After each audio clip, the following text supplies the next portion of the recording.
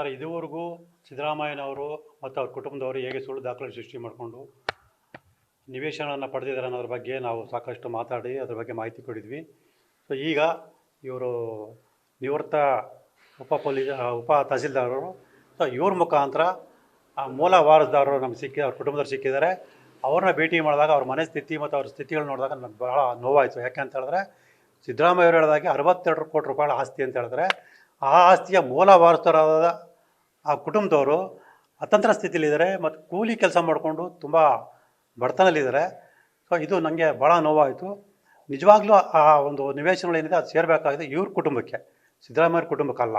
ಅವರು ಸುಳ್ಳು ದಾಖಲೆಯನ್ನು ಸೃಷ್ಟಿ ಮಾಡಿಕೊಂಡು ಆ ಒಂದು ನಿವೇಶನ ಪಡೆದಿದ್ದಾರೆ. ಸೊ ಅದಕ್ಕೆ ಒಂದು ಸಾಕಷ್ಟು ದಾಖಲಾತಿಗಳನ್ನು ಈಗಾಗಲೇ ಕೊಟ್ಟಿದ್ದೀವಿ. ಮತ್ತು ಇದು ಏನಾಗಿದೆ, ನನ್ನ ಪ್ರಕಾರ ಇದೊಂದು ದಲಿತ ದೌರ್ಜನ್ಯ ಅಂತ ಹೇಳ್ಬೋದು. ಈ ಬಗ್ಗೆ ಈ ಪರಿಶಿಷ್ಟ ಜಾತಿಗೆ ಸಂಬಂಧಪಟ್ಟ ಇವ್ರಿಗೇನು ಆಗ ಅನ್ಯಾಯ ಮಾಡಿದರೆ ಅವ್ರಿಗೆ ಸಂಬಂಧಪಟ್ಟ ಆಸ್ತಿನ ಹೇಗೆ ಅವರು ಪಡ್ಕೊಂಡಿದ್ದಾರೆ, ಅದೊಂದು ದೌರ್ಜನ್ಯ ಆಗಿರೋದ್ರಿಂದ ಸೊ ಈ ದಿನ ನಾನು ರಾಷ್ಟ್ರೀಯ ಪರಿಶಿಷ್ಟ ಜಾತಿಗಳ ಆಯೋಗಕ್ಕೆ ಒಂದು ದೂರನ್ನು ಕೊಟ್ಟಿದ್ದೀನಿ, ದಾಖಲೆಗಳ ಸಮೇತ ಕೊಟ್ಟಿದ್ದೀನಿ.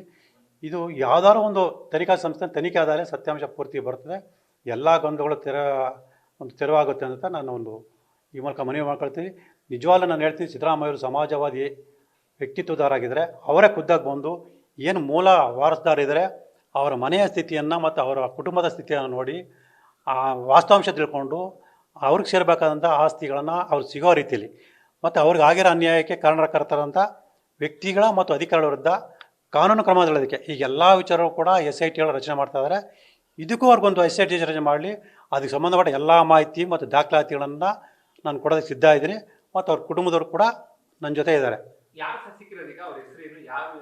ಸರ್, ಏನು ನಿಂಗ ಅವರು ಜವರ ಅಂತ ಹೇಳ್ತಾರೆ, ಅವರ ಮಗ ಮಲ್ಲಯ್ಯ ಅನ್ನೋರ ಕುಟುಂಬ ಸಿಕ್ಕಿದರೆ ಆ ಮಲ್ಲಯ್ಯನವ್ರಿಗೆ 6 ಜನ ಮಕ್ಕಳಿದ್ದಾರೆ ಅಂತ ತಿಳಿದು ಬಂದಿದೆ.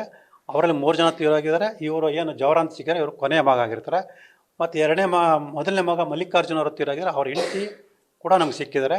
ಅವ್ರನ್ನೆಲ್ಲರೂ ಮಾತಾಡಿಸಿದಾಗ ಅವ್ರ ಮನೆ ಸ್ಥಿತಿ ನೋಡಿದಾಗ ವಾಸ್ತವಾಂಶ ಗೊತ್ತಾಗುತ್ತೆ. 62 ಕೋಟಿ ರೂಪಾಯಿ ಮೂಲ ವಾರಸುದಾರರು ಯಾವ ಸ್ಥಿತಿಲಿದ್ದಾರೆ ಅಂತೇಳಿ.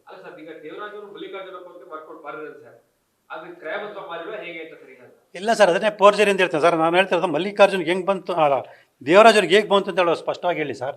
ನಾನು ಹೇಳ್ತೀನಿ, ಇಲ್ಲಿ ನನ್ನ ಹತ್ರ ದಾಖಲಾತಿ ಇರೋ ಪ್ರಕಾರ 68ನೇ ಇಸ್ವಿಲಿ ಅವ್ರ ಕುಟುಂಬದವರು ಒಂದು ಹಕ್ಕುಕುಲಾಸೆ ಪತ್ರ ಅಂತ ಮಾಡ್ಕೊಳ್ತಾರೆ, ಅಂದರೆ ನೋಂದಣಿ ಮಾಡ್ಕೊಳ್ತಾರೆ. ಅಷ್ಟು ತಿಳುವಳಿಕೆಯಾರಂಥ ವ್ಯಕ್ತಿಗಳು, ಅಂದರೆ 68ನೇ ಇಸ್ವಿಲಿ ಕ್ರಯಪತ್ರ ಹಕ್ಕುಕುಲಾಸೆ ಪತ್ರ ನೋಂದಣಿ ಮಾಡ್ಕೋಬೇಕು ಅಂತ ತಿಳುವಳಿಕೆಯಾರಂಥ ವ್ಯಕ್ತಿಗಳು 93ನೇ ಇಸ್ವಿಲಿ, ಅಂದರೆ ಹೆಚ್ಚಿಗೆ 25 ವರ್ಷಗಳ ನಂತರ ಕೇವಲ ಇದನ್ನು ಬಿಳಿ ಹಾಳೆಯಲ್ಲಿ ನೋಡ್ಬೋದು. ಇದನ್ನು ಬಿಳಿ ಹಾಳೆಯಲ್ಲಿ ಇದನ್ನು ಬರ್ಕೊಂಡು ದೇವರಾಜ ಹೆಸರಿಗೆ ಖಾತೆ ವರ್ಗಾವಣೆ ಮಾಡ್ಬೋದು ಅಂತೇಳಿ ಬರ್ಕೊಂಡು ಇದ್ರ ಮೇಲೆ ಖಾತೆ ವರ್ಗಾವಣೆ ಮಾಡೋದು.